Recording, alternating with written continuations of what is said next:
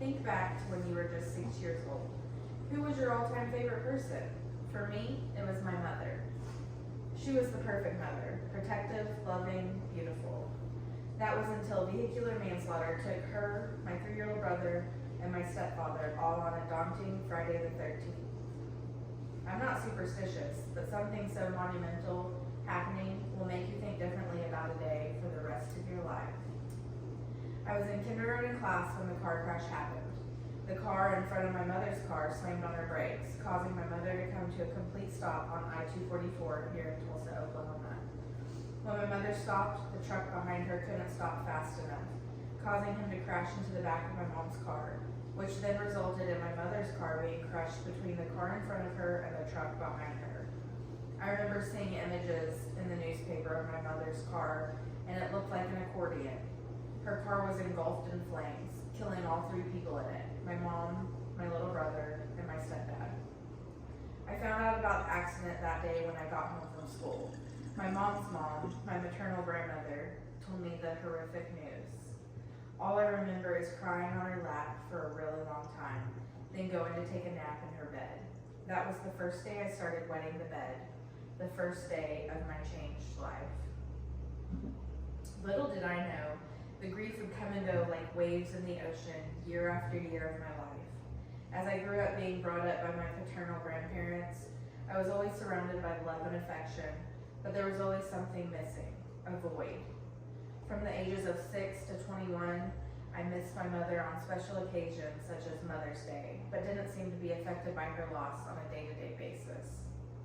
When I turned 18, I turned to therapy to try and work through the many emotional difficulties I was feeling. I knew I was different, but I never correlated it to losing my mother during those phases of life. Through years of therapy, I have learned that this loss I have been burdened by has really changed me as a person.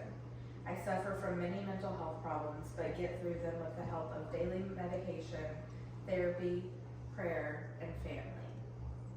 There won't be a day that I don't miss my mom, but I have learned that I deserve happiness, and my mother would want me to live the happiest life possible, and that's what I strive to do.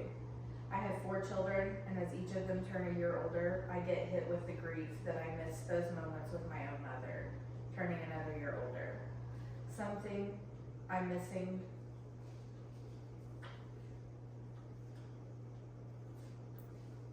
my mother are the memories I have, very few with her.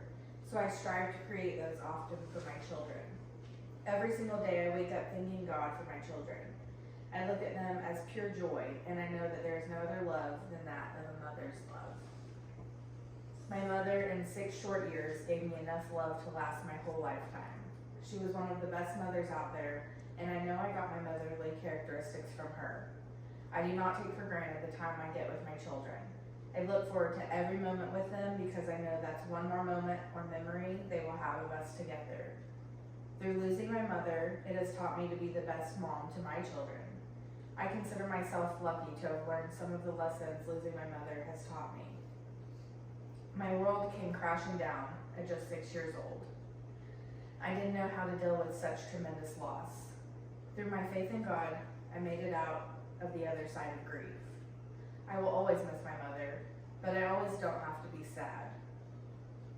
And if I am having a sad day, that's okay and warranted too. My children and I are very in touch with our emotions because of the effects of losing such a monumental person in our lives. My children miss someone they never got the pleasure of meeting. Overall, we have many more good days than bad, and that's all anyone can really ask for, because we all have bad days sometimes. I have learned a lot in the 31 years of not having a living mother, but some of the best lessons have been how to be a safe defensive driver, how to take care of my mental health, and how to be a great mother to my children.